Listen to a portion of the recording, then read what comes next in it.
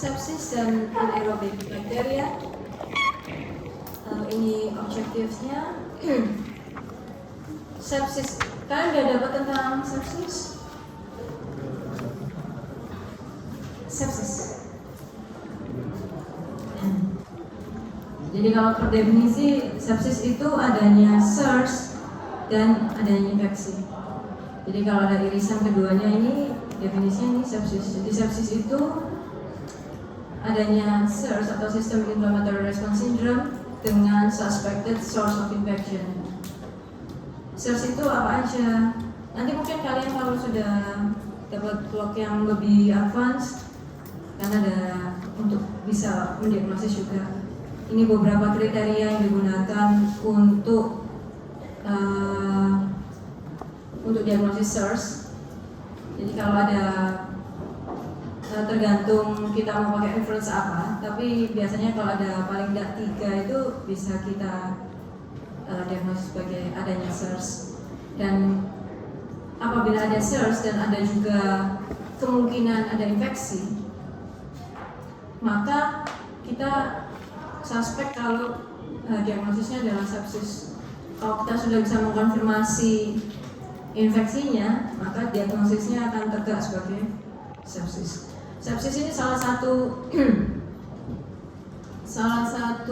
kondisi dengan tingkat mortalitas yang tinggi, dengan biaya perawatan yang tinggi, dan austere yang lama. Jadi ini masalah yang besar sebetulnya. Source of infection-nya bisa apa aja? Bisa mulai dari pneumonia, ada UTI, bisa meningitis atau endokarditis atau apapun. Bahkan mungkin dari infeksi pada luka juga bisa menyebabkan nantinya sepsis. Gimana caranya dia? Asalkan bakterinya nanti bakteri atau fungi-nya ya itu punya akses ke pembuluh darah. Kalau bakteri atau funginya bisa masuk ke pembuluh darah, punya akses ke pembuluh darah, dia bisa menyebabkan bakteremia dan disertai dengan gejala SARS, maka akan timbul sepsis. Jadi kalau dari sini kira-kira apa aja sih yang bisa nyebabin sepsis? Apa saja? Ya, infeksi-infeksi yang ini ya, bisa mulai dari pneumonia, UTI, bahkan luka aja. Mungkin luka pada kayak pasien-pasien DM, pasien-pasien diabetes mellitus yang lukanya kronik nggak sembuh-sembuh. Asalkan nanti bakterinya punya akses untuk masuk ke pembuluh darahnya, ya mungkin bisa jadi sepsis kalau nggak diselesaikan dengan segera. Ya, jadi infeksi di mana aja itu bisa berpotensi menyebabkan terjadinya sepsis. Tadi kan ini sepsis dan blood culture. Apa kira-kira hubungannya sepsis sama blood culture ya? Angkat tangan kalau mau jawab. Boleh dibantu angkat tangan biar suaranya nggak bergema gitu. Apa ya kira-kira? Apa kira-kira hubungannya antara sepsis dan kultur darah? Ada yang bersedia untuk menjawab?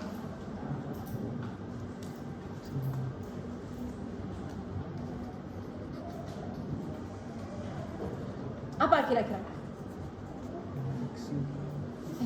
Mas siapa ini namanya? Steven. Ya, Steven. Kira-kira apa Steven? Berarti bakterinya itu dapat berkembang di darah gitu. Jadi otomatis kalau di darah bisa sepsis, bisa berkembang di darah kita. Ya, tadi kata Steven seperti itu ya. Jadi terima kasih ya Steven sudah berkenan untuk menjawab. Jadi kan tujuannya kita curiga ya bakterinya ada di dalam darah, makanya dia bisa menyebabkan terjadinya sepsis. Nah, tujuannya kita melakukan kultur darah karena tadi kita curiga bakterinya ada di dalam darah. Jadi kalau darahnya ini kita kultur, kita bisa dapat apa? Kita bisa dapat bakteri yang menyebabkan sepsis tadi. Jadi tujuannya adalah untuk mendapatkan etiologi penyebab sepsisnya, ya, supaya bisa tegak diagnosisnya sepsis. Oh ya, kalau kita dapat bakterinya, kulturnya positif kan? Nah, berarti memang ada infeksi. Kalau ada infeksi ya, diagnosis sepsisnya tadi tegak. Nah, keuntungan lainnya apa? Kita tahu penyebab infeksinya apa, ya kan? Bakteri apa yang menyebabkan infeksi tadi? Nah, setelah kita bisa mengidentifikasi bakteri, maka apa yang bisa dilakukan setelah kita dapat koloninya bakterinya, misalnya? Uji biokimia. Iya, kita bisa melakukan uji kepekaan antibiotik untuk menggait kita antibiotik apa yang bisa kita gunakan untuk menerapi pasiennya. Ya. Ini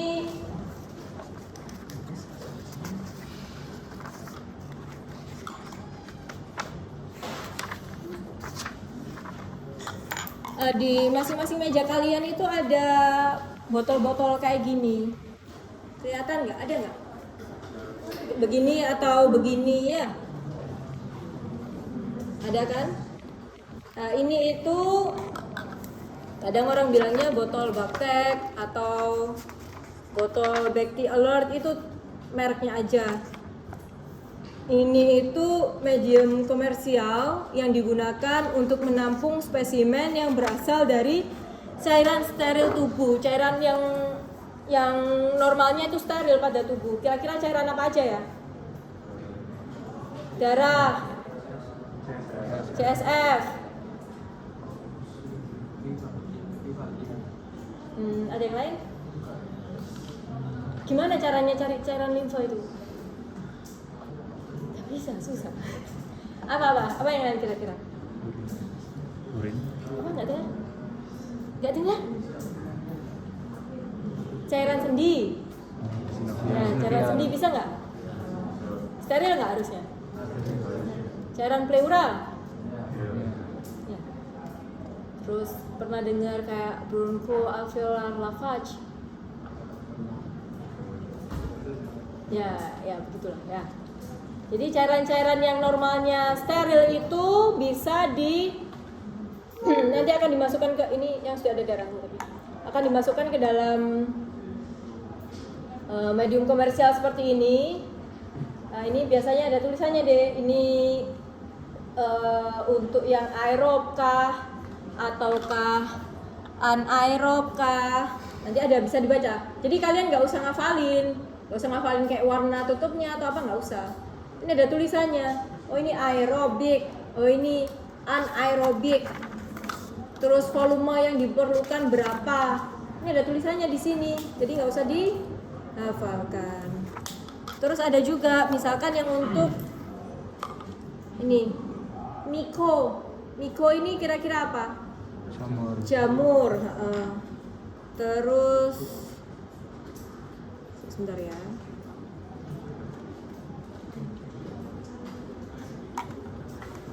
Misalkan ini ada pediatrics gitu ya. Pediatrics ini juga ada yang aerob, ada yang anaerob. Pediatrics ini biasanya volumenya kecil, tapi ini ditutupi kayaknya, ketutupan. Nah, kayak ini. Ini peds, berarti pediatrics. Nah, ini volumenya cuman sekitar 1 sampai 3 mili aja. Suaranya saya nggak sampai. Jadi biasanya kalau yang untuk pediatri volumenya nggak terlalu banyak, kita cuma perlu 1 sampai 3 mili. Kalau dewasa mungkin sekitar 10 mili untuk per botolnya. Kalau biasanya kita ambil untuk darah, kita ambil dari 2 sisi kiri dan sisi kanan. Ya, kira-kira tujuannya apa ya? Kok nggak satu aja gitu? Apa? Dijawab. Gak apa-apa. Biar diskusinya tuh semuanya dengar. Masnya ini, siapa namanya mas? Pandia. Wah, apa artinya Pandia? Supaya tahu sistem Aku pengen tahu artinya Pandia itu apa? Enggak. Wah, luar biasa ya, doanya bagus sekali ya. Ya semoga lah ya, semoga jadi orang yang bijak. Oke. Apa tadi Pandia? Sorry. Supaya tahu kalau sudah menyebar di seluruh tubuh. Ada yang lain? Ya kalau infeksinya sistemik kan memang sudah menyebar ya harusnya, betul. Terus ada yang lain? Kira-kira kenapa sih kok kita kalau kata Pandia kan supaya tahu ini sudah menyebar ke seluruh tubuh. Berarti kalau sudah menyebar ke seluruh tubuh, hasilnya di keduanya itu gimana? Kita dapat positif di kanan aja atau di kiri aja atau di semuanya? Di semuanya. Jadi kayak kata Pandia tadi ya, kita kan itu infeksinya sudah sistemik, jadi harusnya sudah menyebar ke seluruh tubuh. Jadi harusnya kita mendapatkan hasil yang positif dengan hasil organisme yang sama dari kedua sisi tersebut. Kira-kira kalau kita dapatnya dari cuma satu sisi apa artinya ya? Apa? Infeksinya sebagian. Mungkin nggak kalau infeksinya sebagian Axel? Kalau spesimennya itu ganas. Kenapa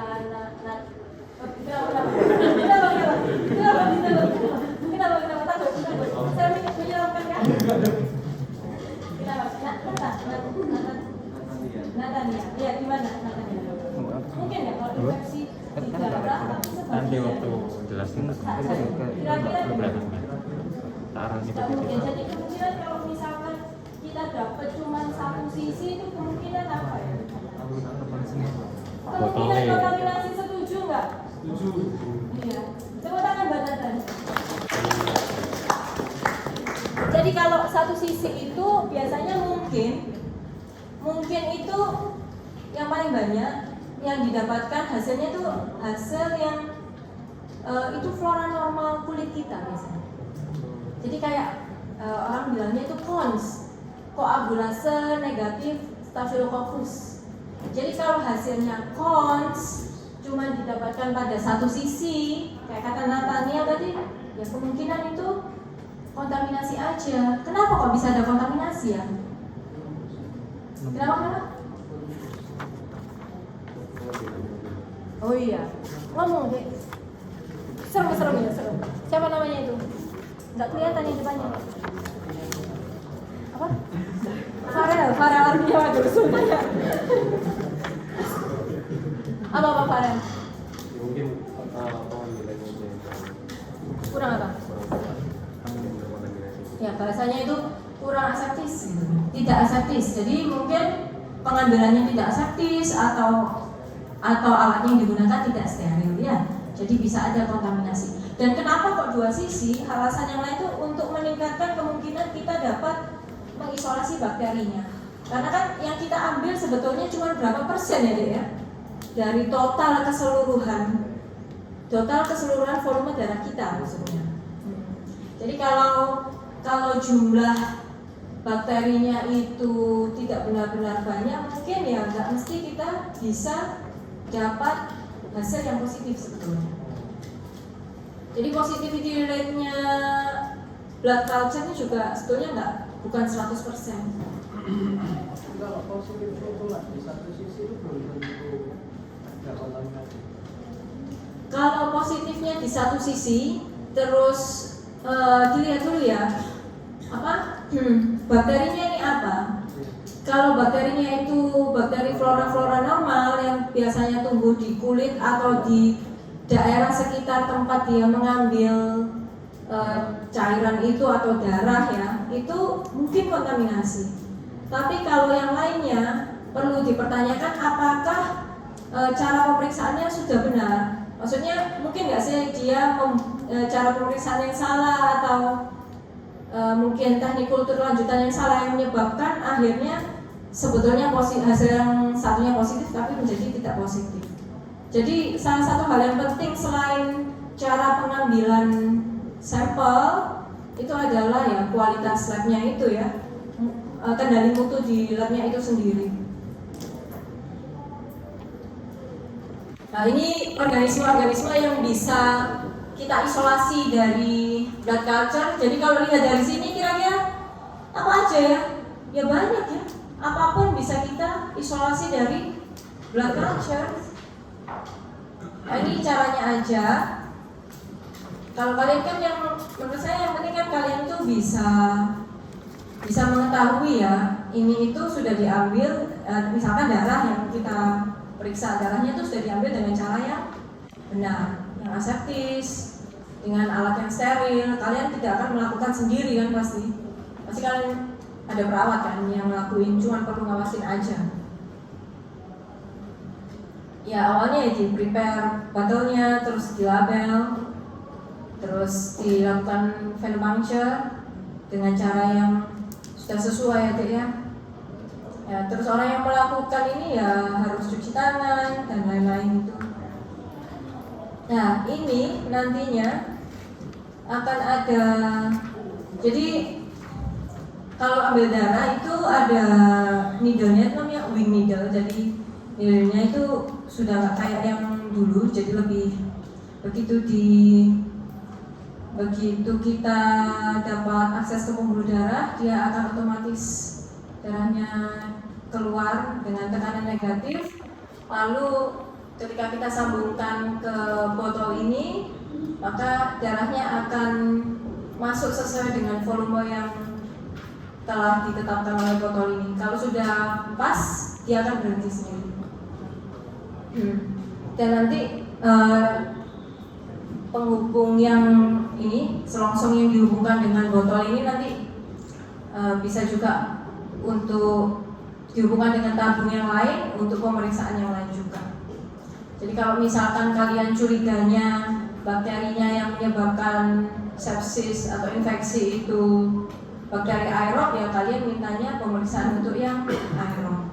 Tapi kalau kalian curiganya anaerob, ya mintanya yang untuk anaerob. Dan kalau kalian misal curiganya ini sepsisnya karena UTI, jadi sampelnya apa aja kira-kira? Darah dan urin. Ya. Tapi kalau urin tidak perlu dimasukkan ke dalam sini. Nah ini botol ini setelah kita isi dengan darah atau cairan steril lain yang sesuai, maka akan kita inkubasi ke dalam inkubatornya. Nah, jika botol ini dimasukkan ke dalam inkubatornya, apabila nanti ada pertumbuhan mikroba, maka sensor yang ada pada botol ini tuh akan memberikan tanda sehingga kita tahu, oh ini ada pertumbuhan. Setelah kita tahu ini ada pertumbuhan, akan dilanjutkan untuk dikultur pada dilakukan subkultur pada agar plate yang sesuai. Setelah kita dapat koloninya, maka bisa dilakukan uji kepekaan antibiotik. Oke, ini contoh uji kepekaan antibiotik yang pakai kaset itu.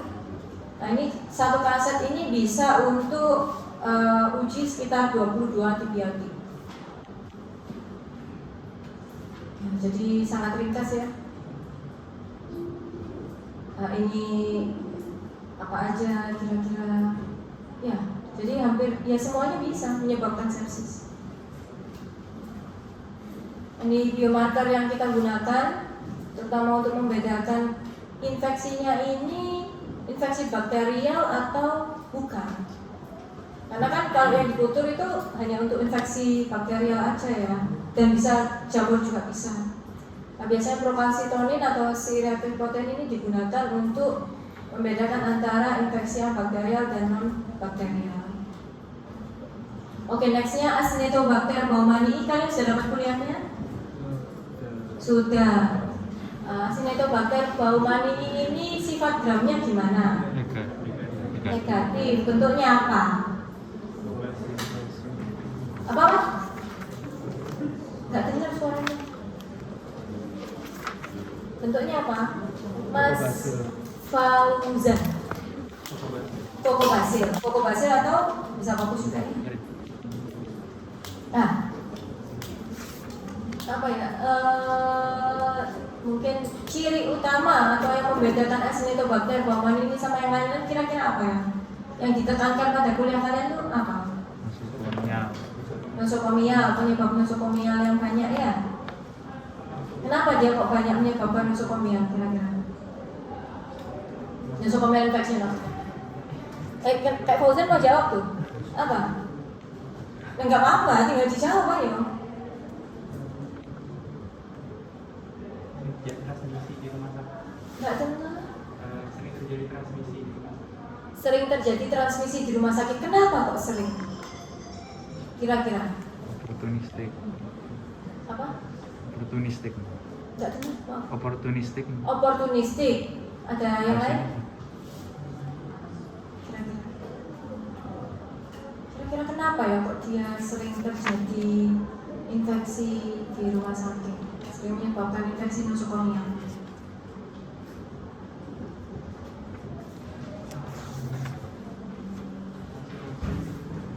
Apa?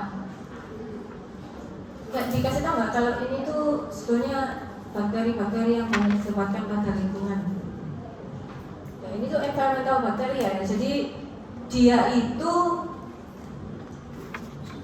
ya di permukaan kayak gini nih banyak dia itu sebetulnya. Dia itu bisa tahan kira-kira berapa lama ya? Tahan hidup di ya hard surface kayak gini nih kira-kira sampai berapa lama?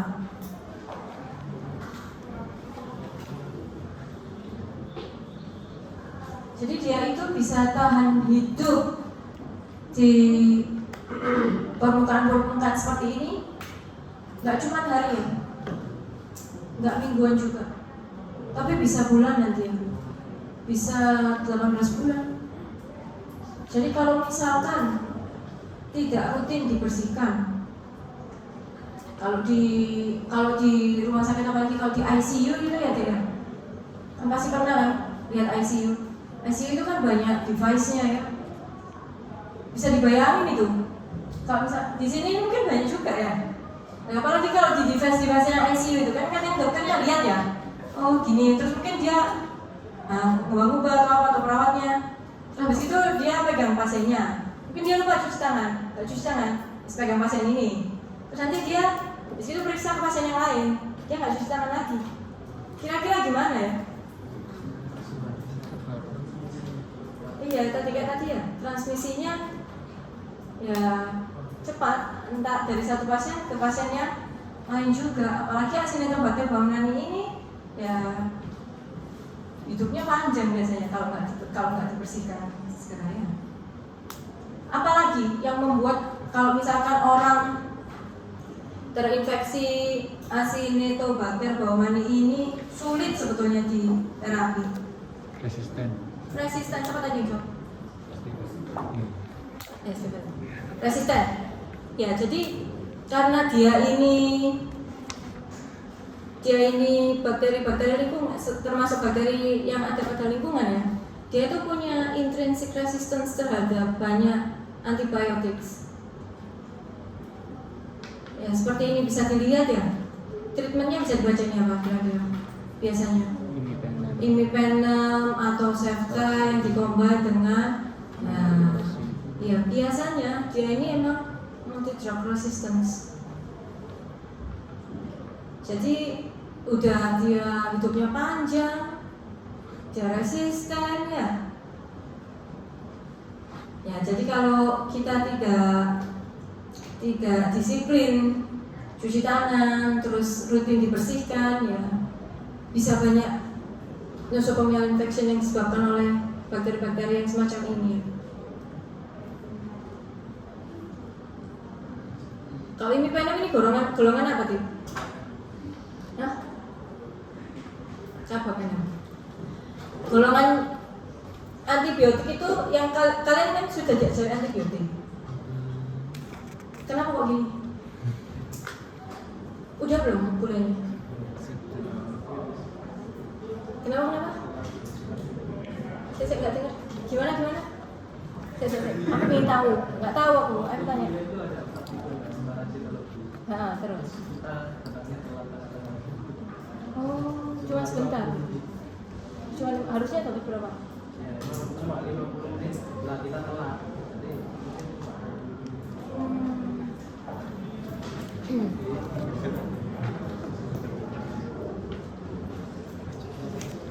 Nah, kalian dapat materinya kan ya, tapi kalau misalkan masih kurang ya mungkin dinego aja sama dosennya kalau misalkan dosennya mau ngasih lagi. Ya, kalau misalkan berkenan beliaunya. Kalian yang di kuliah itu kan belajar antibiotik berdasarkan mekanisme of action-nya. Ya, penggolongannya kan berdasarkan kayak gitu. Ada carbapenem, ya macam-macam antibiotik yang punya cincin beta lactam itu, terus quinolone gitu ya. Terus ada cephalosporin dengan banyak generasinya. Nah, karena sekarang itu antibiotik resisten organisme itu banyak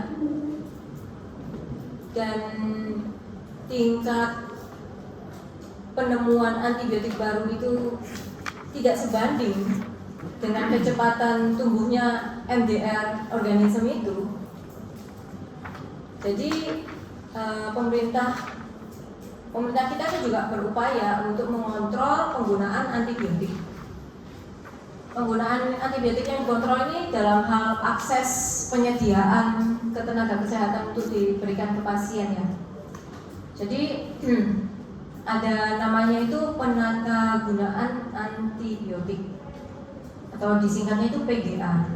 Nah, PGA ini antibiotik digolongkan dijadikan 3 golongan. Golongan yang pertama namanya akses. Jadi antibiotik akses ini, yang termasuk dalam golongan akses ini bisa didapatkan, digunakan oleh pada fasilitas tingkat 1. Jadi kalian kalau praktek dokter pribadi, dokter umum gitu ya, dokter praktek swasta gitu, bisa menggunakan itu. Itu untuk infeksi-infeksi yang ringan, kemudian biasanya antibiotik yang golongan agak lama-lama, yang lama-lama gitu kayak cephalosporin ya, cephalosporin yang golongan pertama, generasi awal-awal lah ya. Lalu golongan antibiotik yang kedua itu golongan watch. Watch itu kira-kira apa ya artinya? Dilihat ya, diawasi gitu, lihat, awasi, diawasi. Jadi kalau yang antibiotik golongan watch ini kalau di rumah sakit penggunaannya itu hanya bisa dengan persetujuan dari komite PGA-nya departemen. Jadi kalau dianggap infeksinya ini memang lebih lanjut, perlu antibiotik yang generasinya lebih tinggi, ya maka itu diperbolehkan. Yang terakhir antibiotik yang golongan reserve. Yang reserve ini memang yang kayak imipenem gini-gini nih. Itu tujuannya ya dijaga supaya digunakan hanya untuk pasien dengan infeksi MDRO, dengan infeksi bakteri-bakteri yang multi drug resistance. Ya dia dijaga supaya tidak banyak digunakan. Kenapa kok gitu? Kira-kira?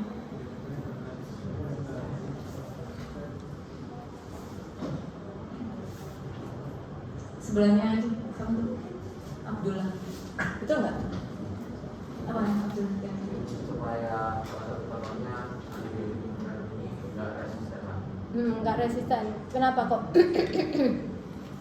Mungkin nggak? Benar ya katanya Abdullah, supaya dia tidak banyak bakteri yang bisa resisten terhadap imipenem. Dengan bakteri-bakteri itu nggak sering ketemu, nggak sering dipaparkan. Kalau mungkin kalau di komunitas kita ini, di manusia itu dia nggak punya info kira-kira imipenem atau misalkan vancomycin, meropenem itu kerjanya gimana sih? Kalau dia nggak tahu caranya si meropenem kerja, ya dia nggak bisa melawan. Tapi kalau dia sering ketemu, dia tahu, oh ini kayak gini, kayak gitu. Mungkin dia bisa cerita ya ke anak cucunya gitu. Ya gimana sih cara nanti kamu tuh bisa melawan ini?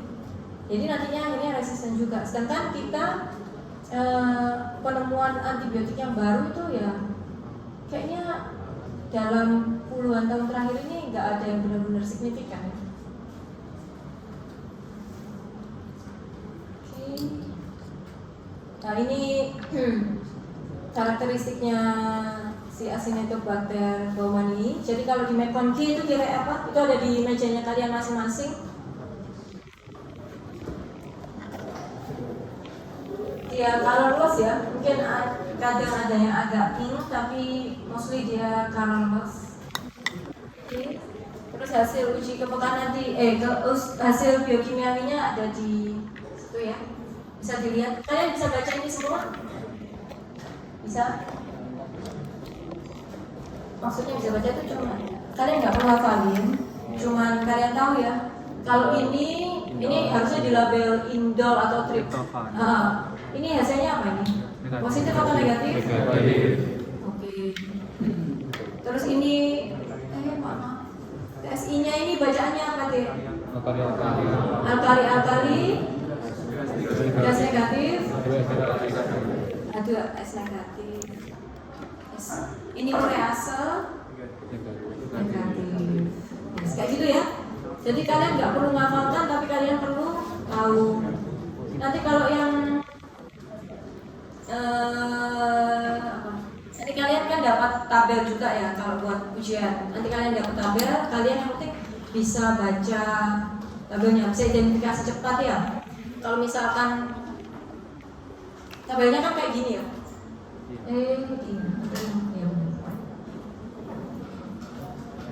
Tabelnya kayak gini. Jadi misalkan ini ternyata colorless. Berarti kemungkinan yang beberapa atas ini kan ya. Kalau color itu beberapa atas ini. Tapi kalau dia colorless ya yang banyak ini ya sisanya. Jadi pertama lihat McConkie-nya dulu kan ya.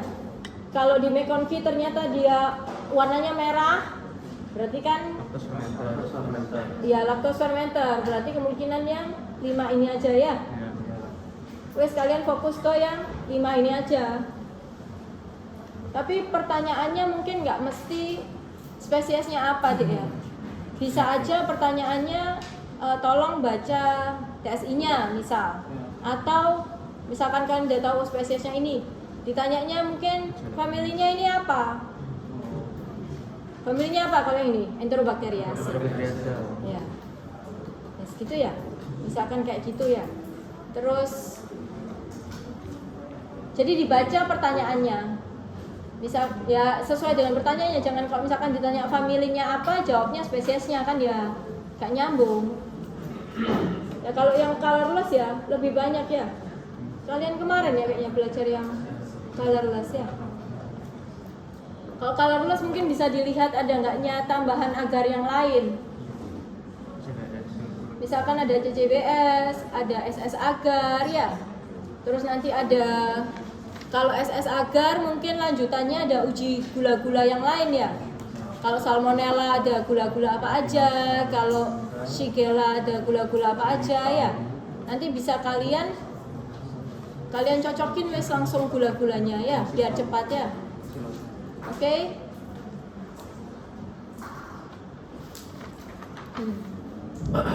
Ini gambaran gram staining-nya. Sama ya. Ini nanti yang kalian laporkan yang ada di depan kalian ya. Terus tentang anaerobic culture.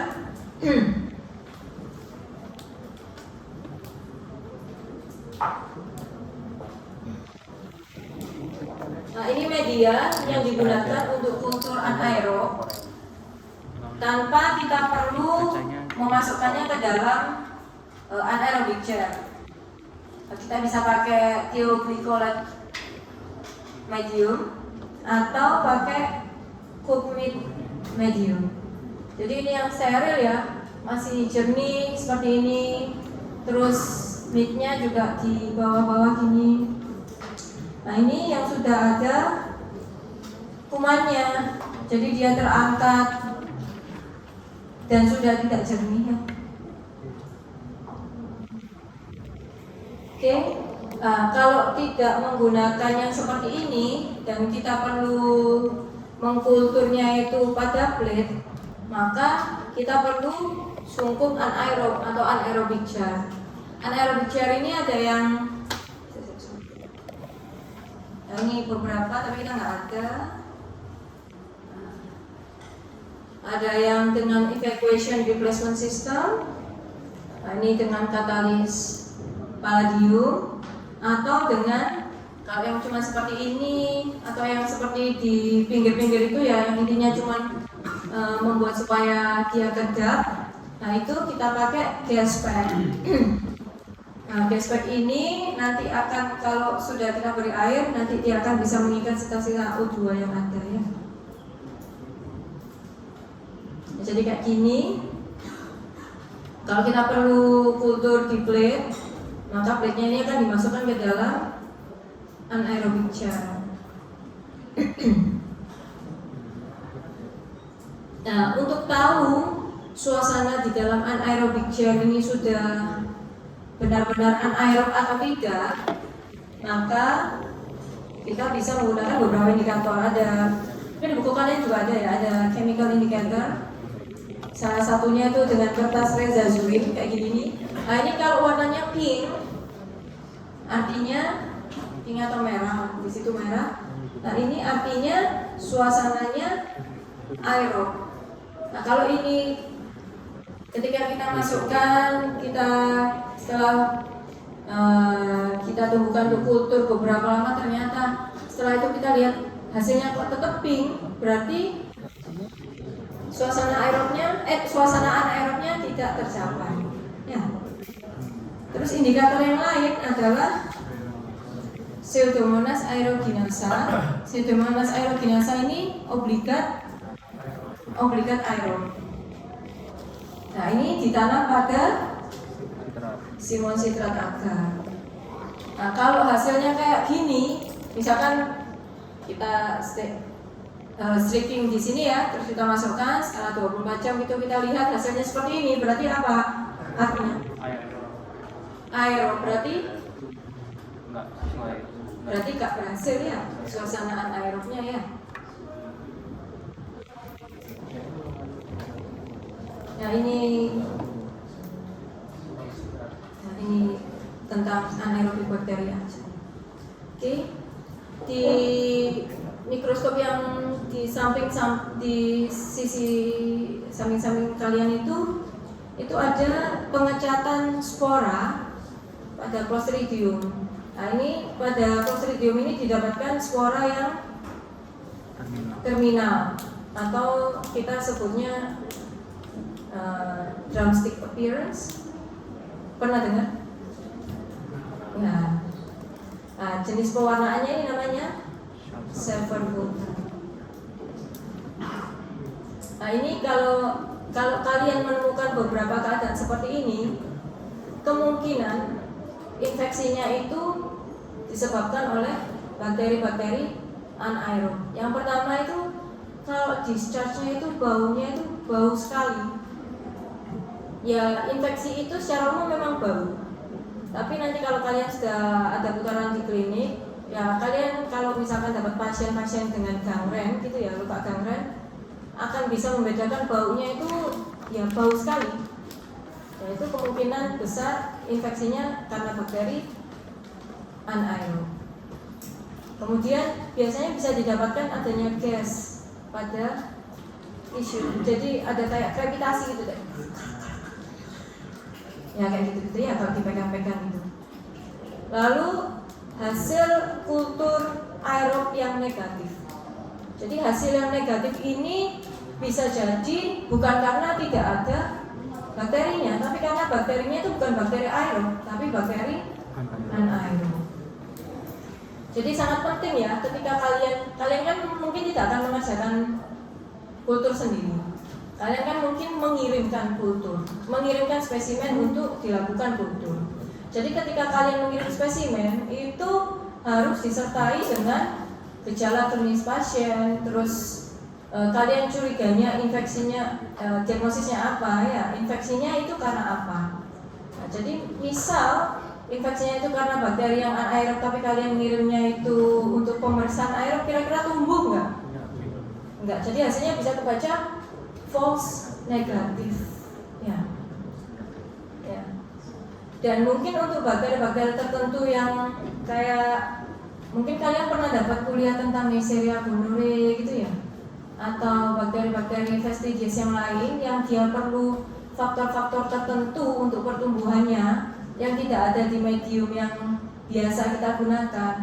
Nah itu kalau bisa disertakan juga. Nah curiganya itu infeksi karena apa gitu ya, Dek ya? Mungkin kan kalian bisa mengira-ngira ya. Oke. Nah ini contoh-contoh yang mungkin infeksinya karena bakteri anaerob, abscess, brain abscess gitu ya, osteomyelitis. Nah ini contoh-contoh bakteri anaerobnya. Jadi prinsip treatmentnya ya, kalau anaerob mati kalau kena apa dia? Kena oksigen. Jadi ya harus dipaparkan dengan oksigen. Prinsipnya seperti itu ya. Oke. Terima kasih. Laporannya bisa yang ada di tempat kalian. Ada yang mau ditanyakan?